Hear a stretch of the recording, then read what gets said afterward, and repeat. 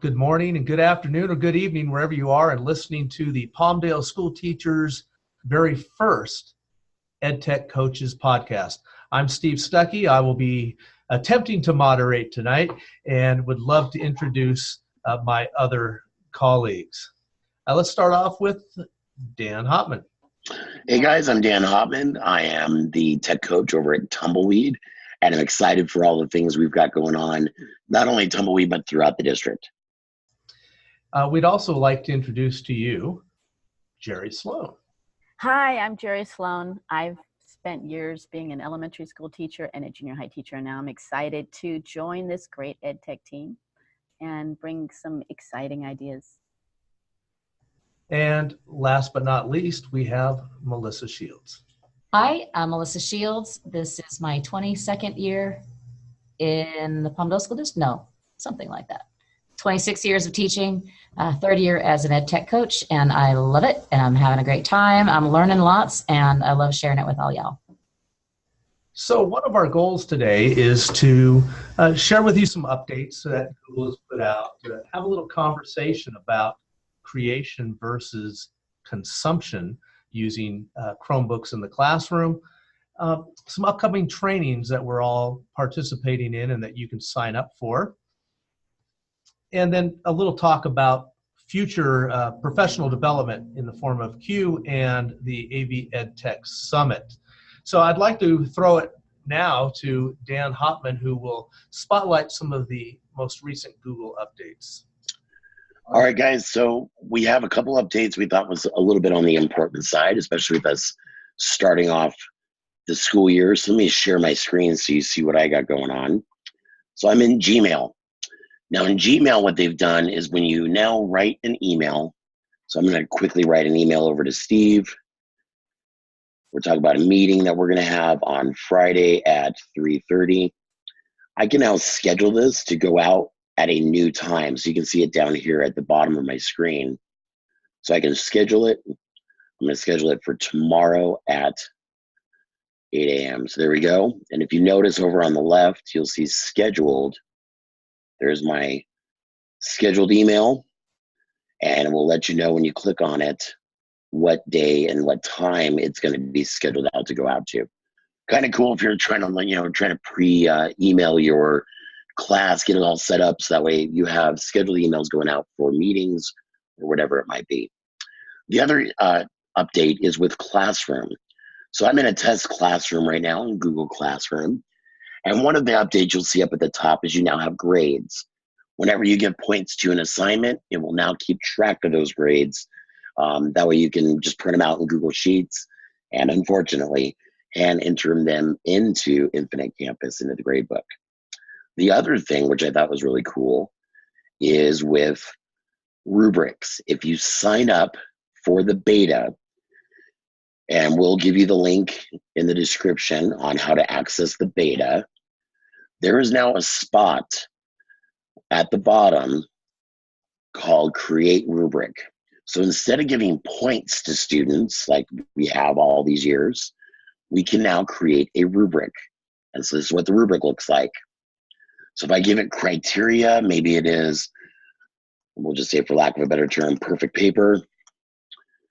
How many points it's required, we'll say it's a 4-point rubric. We'll say mastered. We can say approaching would be 3 points. And we'll say 2 points, almost there, whatever it might be.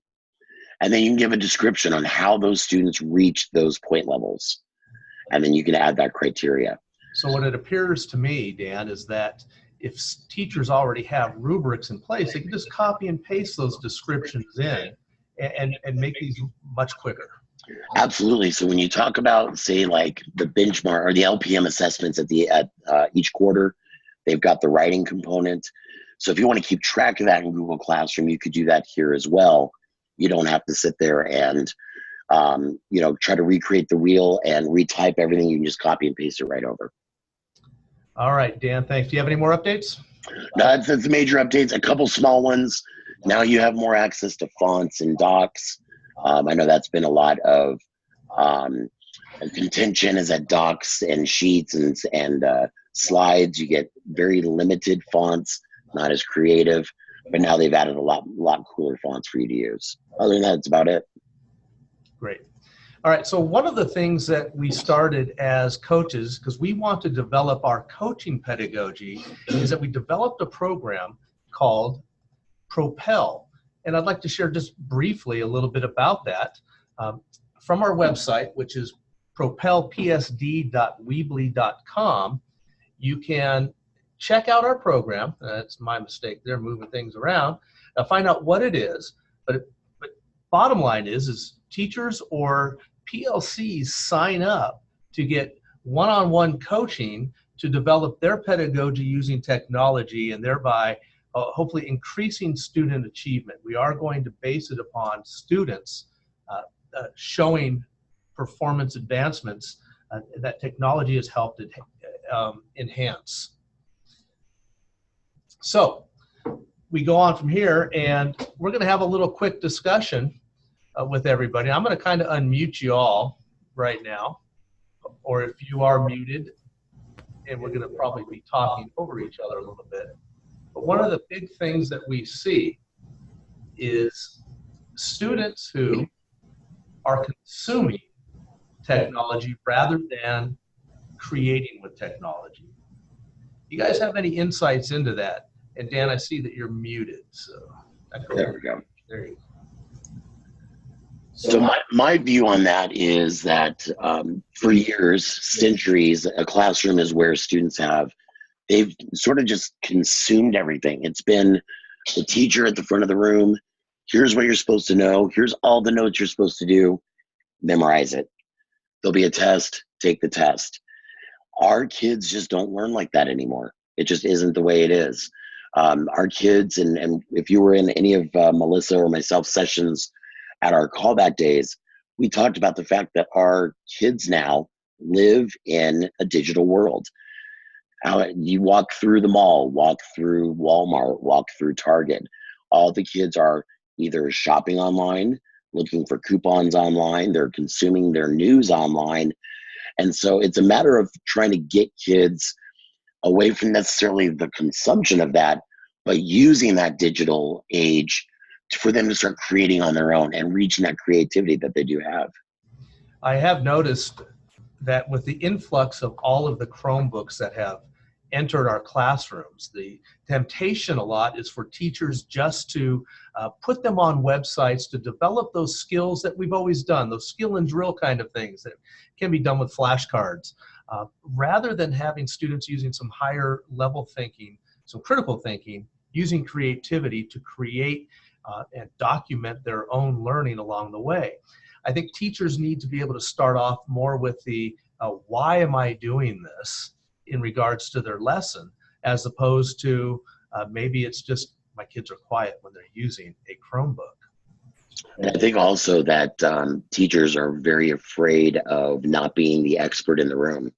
And so when they do feel like it's time to try something, they choose to be safe and not try something that would be outside their comfort zone, because they're afraid that the kid might know more about it and they can't answer any questions if there are questions. So for me, stop trying to be the expert in the room when it comes to the technology. Let the kids figure it out. Let them search YouTube for the answers. Obviously, you want to guide them. But yeah, it's a lot of it is just giving up the control. Well, any thoughts? Yeah, we've seen a lot of negative effects in society of people just listening to what they're told and not thinking about things critically. And if we teach kids to be creative and then they start thinking about why it's important to them in their world, then they'll start analyzing information they get from all kinds of sources and maybe making better decisions.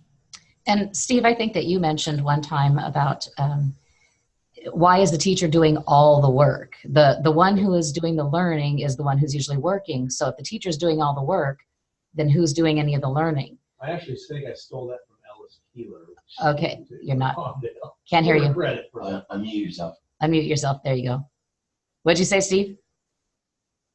Oh, let me unmute. I said I think I stole that from Alice Keeler.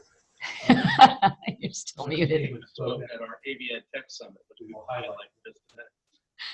At the end of the day, it's so much more refreshing too than when you're pushing everything into the kids' heads. If they're doing the work, it's so much more fun. And here's the cool thing. When we were talking about the highlights, I went to a teacher's classroom and she was doing a lesson.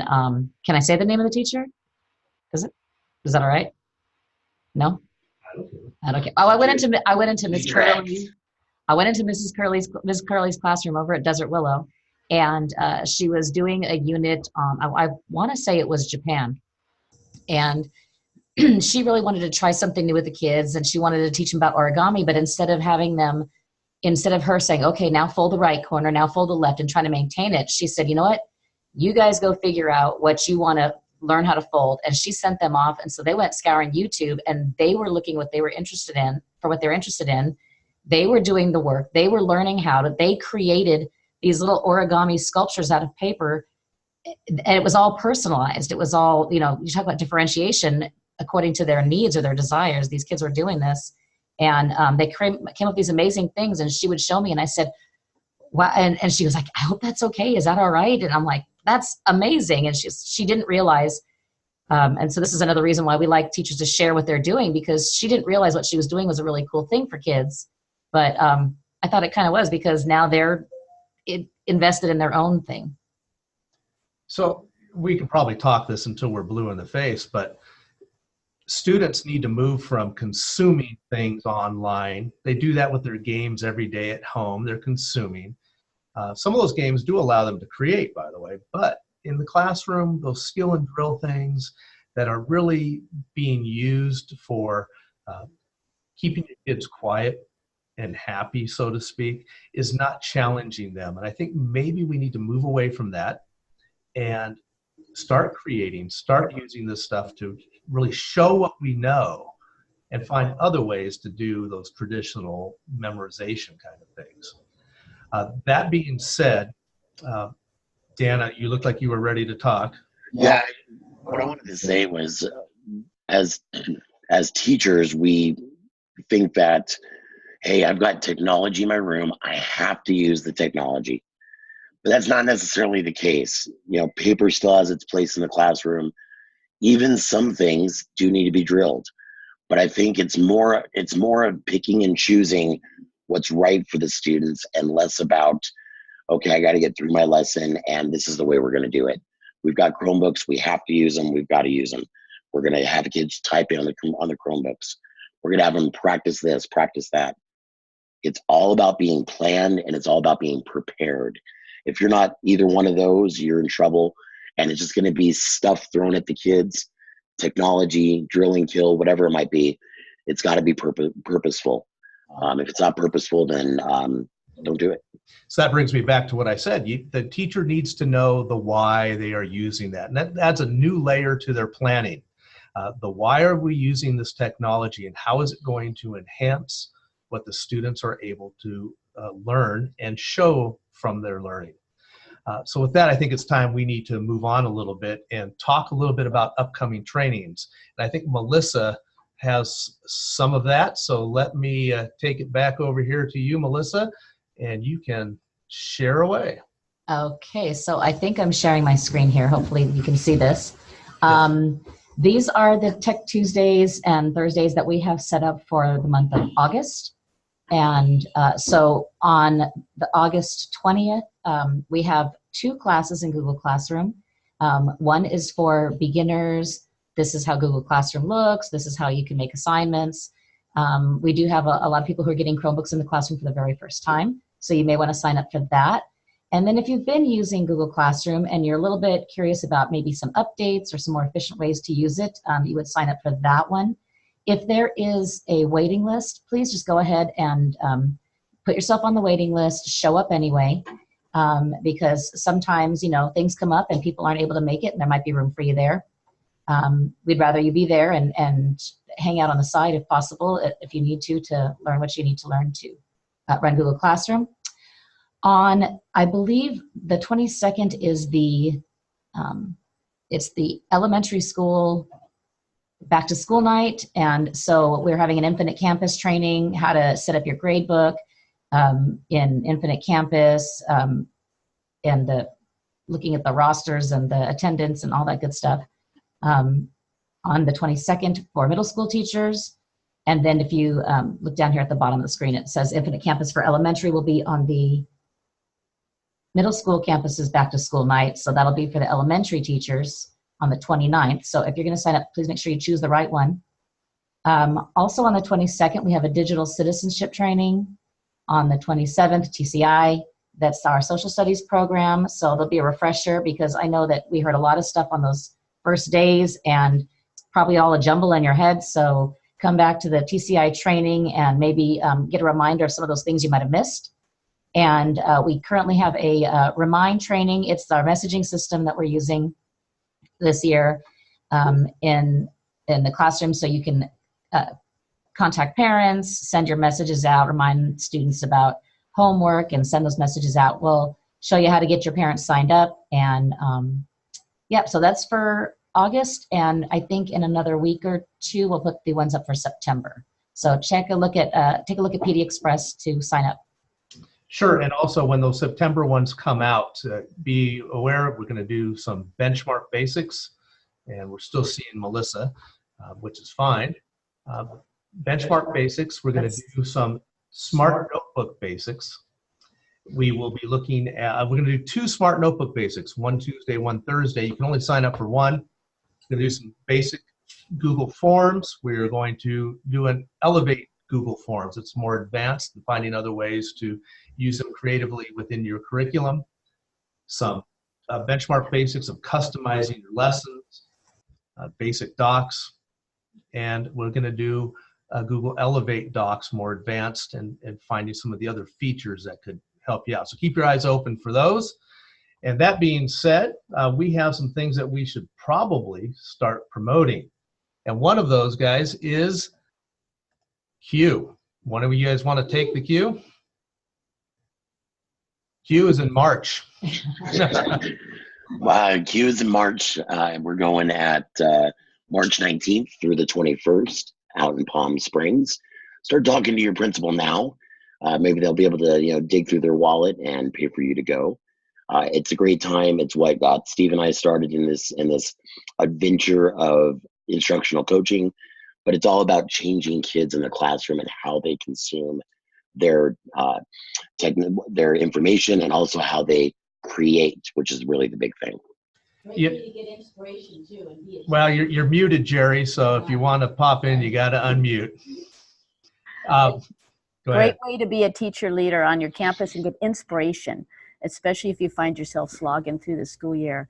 You go to Q and come back with all kinds of wonderful fire underneath you. I also suggest that you actually invite your principal. The principal will see the vision of how that technology can be used in the classrooms effectively and know what to look for when they come and visit your rooms. Also coming up, we have the Antelope Valley EdTech Summit. Melissa, why don't you give us a little background on that? Okay, so we've been having it in April, I think was when we were having it in years past, and it's that's not really, we realize it's not really a great time because you're in the middle of testing, and then you have the whole summer to forget every wonderful thing that you've learned, and so we've moved it to September. It will be at David G. Millen on September 28th. I'm not sure if I said that, on a Saturday, free to Palmdale School District teachers. We're really excited this year. We have as a keynote, we have Eric Kurtz. You may have seen his podcast or his blog. Dan's going to share a little bit about our people. Let me spotlight Dan real quick. Go ahead, Dan.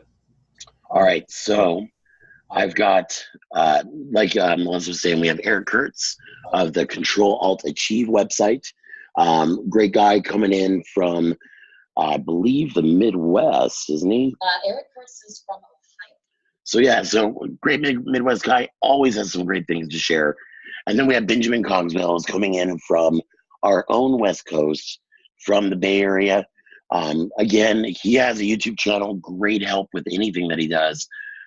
Definitely 2 guys you want to look at. We really, really, really need more presenters. So if you're interested in presenting, or you just want to know more about our EdTech Summit, avEdTechSummit.weebly.com. Melissa, did I miss anything on those? No, just that they do need to register so that we know how many people are coming. That would be helpful. But just keep in mind that you might not think that what you're doing or what your kids are doing is noteworthy, but to somebody else, it's like this amazing idea that they never even considered. So please consider if you're doing anything where you see your kids are learning, they're excited about learning, come and share. You'd be surprised how many ideas that you're doing in the classroom that other teachers didn't realize and didn't think about that'll really help. And teachers learning from other teachers is the best. I mean, that's some real information that you can use in your classroom tomorrow even. So it'd be a great thing to come to, and please do think about presenting. We will put the link in the description for the avEdTechSummit.weebly.com if you can remember that. And there is a link there for you to sign up to be a speaker in a session or two. We would love to have you there. Last but not least, we would like to be able to have you contact us. And the way you can do that is know which schools we are at. And one of the schools, or myself, I've got for you here in Palmdale, Chaparral, Oak Tree, Quail Valley, Ocotillo, Cimarron, and so on. You can read these yourself. Dan, he's got Tumbleweed all by himself. Thank God for grants, huh? You'll see Melissa's, including Beryl Springs, Palmdale Discovery Center, and so on, and Jerry, including Cactus, Golden Poppy, and more. Our email addresses are listed down at the bottom. Feel free to email us. And also, I guess that's it. Well, I do want to mention, keep an eye out for our newsletter. So that'll come out twice a month so that we can give you tips and tricks. And perhaps you can share things that you're doing in your classroom that way too. Feel free to email us so that we can share the cool things that you're doing and inspire other teachers. And we'll also make sure that you see our email addresses and also our Twitter handles. We do a lot of our PD ourselves through Twitter. We'll make sure that those are in the description as well. So that being said, I would say that we're done. Any final thoughts? And we've bumbled through our very first podcast using brand new software we figured out in the last couple minutes. Risk-taking, lots of risk-taking. We'll see how it plays out. So above all, be safe, have fun with your class, and keep on learning. Thank you.